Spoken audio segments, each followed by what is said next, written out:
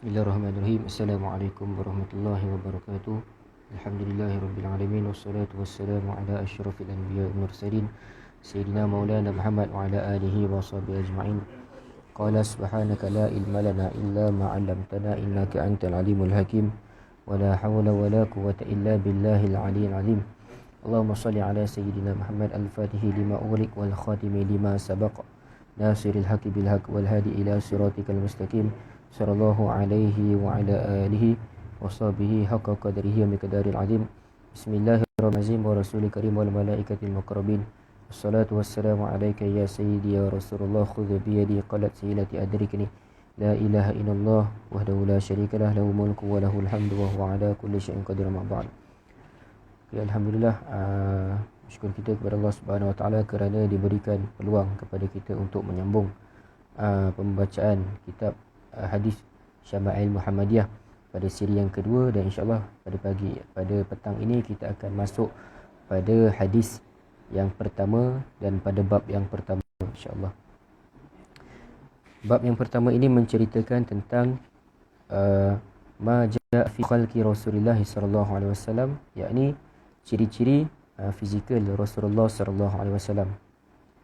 Bab ini dia mengemukakan, dan bab ini dia mengemukakan hadis-hadis tentang sifat-sifat luaran Nabi sallallahu alaihi wasallam, seperti sifat fizikal baginda yang merangkumi bentuk tubuh, ketinggian, warna kulit, rambut dan sebagainya. Hadis yang pertama, tubuh dan usia Nabi sallallahu alaihi wasallam. Qala alifu rahimahullah ta'ala wa nafa'ana bihi bi 'ulumihi wa barakatihi fid darin amin. An Anas bin Malik radhiyallahu anhu yaqulu kana Rasulullah sallallahu alaihi wasallam laysa bit-tawili al-ba'in wala bil-qasir wala bil-abyadil amhaq wala bil-adam wala bil-ja'dil wala bil-ja'dil qatati wala bis-sabti. Ba'athahu Allah ta'ala ala ra'sihi 40 sana fa aqama bi Makkah 10 sinina wa bil Madinati 10 sinina fatawaffahu Allah ta'ala ala ra'si 60 sana wa laysa fi ra'sihi wa lihyatihi 20 sya'ratan bayda. Yang bermaksud diriwayatkan daripada Sayyidina Anas bin Malik radhiyallahu anhu, bagi dia menceritakan tentang Rasulullah sallallahu alaihi wasallam. Ni Sayyidina Anas menceritakan tentang Rasulullah sallallahu alaihi wasallam, di mana katanya Rasulullah sallallahu alaihi wasallam tidak terlalu tinggi dan tidak pula terlalu rendah. Warna kulitnya tidak terlalu putih dan tidak pula terlalu merah. Rambutnya tidak terlalu keriting dan tidak juga terlalu lurus. Allah Ta'ala mengutuskan baginda menjadi Nabi ketika usianya mula mencecah 40 tahun.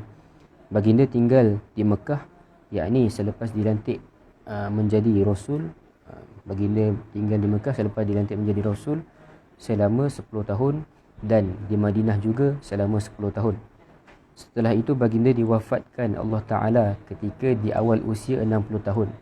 Kepala dan janggutnya tidak sampai 20 helai. Rambut berwarna putih, yakni uban. Ni seperti yang kita biasa dengar lah, yang Nabi SAW itu tinggal di Mekah selama 13 tahun. Nanti akan diberikan kenapa disebutkan 10 tahun di Mekah dan 10 tahun di Madinah. Dalam hadis yang kita bacakan tadi itu, sahabat Nabi SAW yang bernama Anas bin Malik menjelaskan tentang bentuk fizikal Rasulullah SAW dengan menggambarkannya sebagai seorang yang bertubuh sederhana dan pertengahan. Bukannya Nabi ini terlalu tinggi, dan tidak juga Nabi ini terlalu rendah. Dan ketinggian baginda adalah sederhana, iaitu tidak terlalu tinggi dan tidak juga terlalu rendah, namun lebih kepada orang yang tinggi. Dan kulit baginda Nabi SAW, dia tidak terlalu putih dan tidak juga terlalu merah. Seperti orang Arab yang kita biasa tengok, kadang-kadang ada orang yang jenis dia putih saja, atau ada orang ni dia kulit dia kadang-kadang memerah. Tapi Nabi SAW tidak terlalu putih dan juga tidak terlalu merah. Rambut baginda pula tidaklah keriting dan tidak pula lurus kaku, Akan tetapi ikal. Rambut Nabi SAW ni ikal mayang, bukannya terlalu lurus sehingga sampai lembut rambut Nabi SAW, tetapi ataupun keriting lah, bukan keriting, sekadar rambut Nabi SAW itu ikal mayang. Lepas tu kulit pula, mengenai kulit Nabi SAW yang disebut tidak terlalu putih dan tidak pula terlalu merah ni, maksudnya menurut ulama, kulit baginda berada di pertengahan antara putih dan merah, iaitu putih kemerahan. Ada campur, ada combine terus. Bukannya putih pucat kan. Bukannya kadang tu merah. Kadang-kadang kita tengok orang muka merah ni, seperti mana dia kena panas dan sebagainya, muka dia akan memerah. Bukan. Tapi Nabi SAW ini wajahnya adalah putih kemerah-merahan. Itu. Maksud ini dia menepati pernyataan dalam hadis-hadis lain.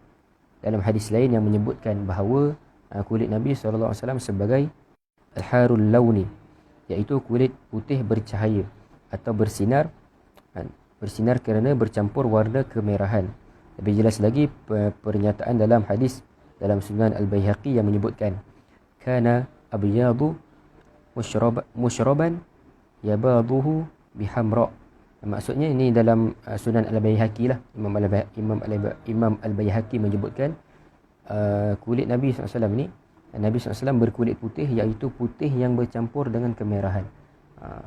Kulit yang bercampur dengan kemerahan. Memang sangat cantik lah kulit Nabi SAW. Lepas tu seterusnya, menurut jumhur ulama, Nabi SAW ini dilahirkan pada 12 Rabiul Awal, hari Isnin, yakni pada tahun gajah, iaitu tahun yang sama tentera bergajah ataupun tentera Abrahah dari Yaman ingin menyerang Kaabah. Ia tahun yang sama. Lepas di tahun yang sama awal lah. Lepas tu beberapa bulan kemudiannya barulah Nabi SAW dilahirkan. Nabi SAW lahir 12 Rabiul Awal, hari Isnin pada tahun gajah. Hadis di atas ini menjelaskan bahawa baginda SAW dilantik menjadi Nabi ketika berumur genap 40 tahun. Tadi disebutkan, ada hujung hadis tu disebutkan Nabi SAW dilantik, diangkat menjadi Rasul pada usia 40 tahun. Dan baginda berdakwah di Mekah lebih 10 tahun, iaitu lebih kurang 13 tahun. Lebih 10 tahun. Kemudian berhijrah ke Madinah dan membentuk sebuah masyarakat.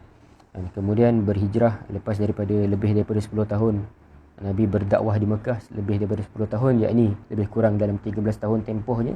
Kemudian Nabi berhijrah. Berhijrah disebabkan perintah Allah Subhanahu Wa Taala lah, supaya Nabi itu dapat membina sebuah masyarakat, sebuah negara yang negara ni lah, Madinah lah, Madani. Berhijrah ke Madinah dan membentuk sebuah masyarakat dan negara. Baginda menetap di Madinah selama 10 tahun, iaitu sehingga kewafatan baginda ketika berumur melebihi 60 tahun. Melebihi 60 tahun, bukannya 60 tahun lah. Jadinya menurut ulama, dalam bilangan tahun yang disebutkan dalam hadis oleh Sayyidina Anas ini, kan Sayyidina Anas menyebutkan bahawa Nabi SAW itu tinggal di Mekah selama 10 tahun dan di Madinah selama 10 tahun juga. Tapi menurut ulama, bilangan tahun yang disebutkan oleh Sayyidina Anas radhiyallahu anhu dalam hadis yang kita bacakan tadi bukanlah perkiraan yang tepat, tetapi ianya hampir-hampir, ataupun ianya digenapkan kerana mengikut hampir-hampir yang digenapkan kerana mengikut kiraan yang tepat. Digenapkan ni dengan makna dibundarkan lah. Dan orang Arab ni lebih suka kepada mereka ini tidak sebut secara spesifik, tapi lebih mereka ini lebih, kalau sebut nombor, lebih kepada bundarkanlah, genapkan, supaya lebih mudah lah untuk disebut. Nabi SAW tinggal di Mekah selepas dilantik menjadi Nabi, iaitu selama 13 tahun. Ini perkiraan yang betul lah, perkiraan yang tepat.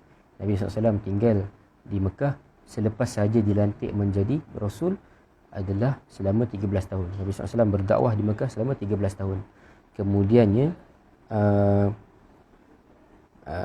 pergi ke Madinah dan berdakwah di sana selama 10 tahun.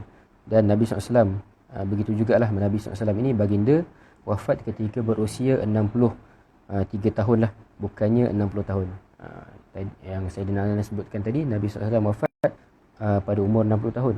Tapi itu kita ambil, itu bukan perkiraan yang tepat lah. Itu adalah perkiraan yang digenapkan ataupun dibundarkan. Yang lebih tepat lagi adalah Nabi SAW wafat pada usia 63 tahun, bukan 60 tahun. Jadi perkiraan Anas itu adalah perkiraan yang digenapkan, bukan perkiraan yang tepat, spesifik. Okey, jelas lah. Itu begitulah cara untuk bagaimana untuk kita memahami hadis. Yang kita dengan melihat tafsiran-tafsiran ulama. Dan seterusnya pengajaran. Apa pengajaran daripada hadis yang pertama dalam kitab Asy-Syama'il Muhammadiyah yang menceritakan tentang fizikal Nabi SAW, yakni yang pertama, Allah menciptakan fizikal Nabi Muhammad SAW dalam rupa bentuk yang sederhana dan pertengahan. Ini menggambarkan keseimbangan. Ini menunjukkan bahawa keseimbangan. Kalau Allah ciptakan Nabi SAW itu kadang-kadang kalau Allah ciptakan Nabi itu dalam keadaan yang tinggi, maka nanti nampak pelik pula lah, terlalu tinggi ataupun terlalu rendah, nampak pelik. Sebab itu Allah menciptakan fizikal Nabi SAW itu dengan kadar yang sederhana dan pertengahan. Ini untuk menggambarkan bahawa keseimbangan lah, seimbang. Diriwayatkan daripada seorang tabi'in, khairul umur awsatuha, maksudnya urusan paling baik adalah yang pertengahan. Keseimbangan tidak akan kita perolehi melainkan dengan bersikap sederhana. Keseimbangan ini hanya kita dapat perolehi dengan kita ini bersikap dengan sederhana dan mengamalkan gaya hidup sederhana tanpa berlain sebagaimana gaya hidup yang diamalkan oleh Nabi SAW sendiri. Kalau kita ini nak capai keseimbangan ataupun nak capai kebaikan, eloklah kita ini hidup dalam keadaan yang sederhana, keadaan yang pertengahan. Jangan kita ini hidup bermewah-mewah, terlalu mewah sangat, tapi kita sekadar cukup untuk kita ini hidup dalam keadaan sederhana, pertengahan. Sebab tu seorang tabi'in tadi sebut urusan paling baik adalah yang pertengahan, yang sederhana. Dan kemudiannya pengajaran hadis hadis pertama ini apa?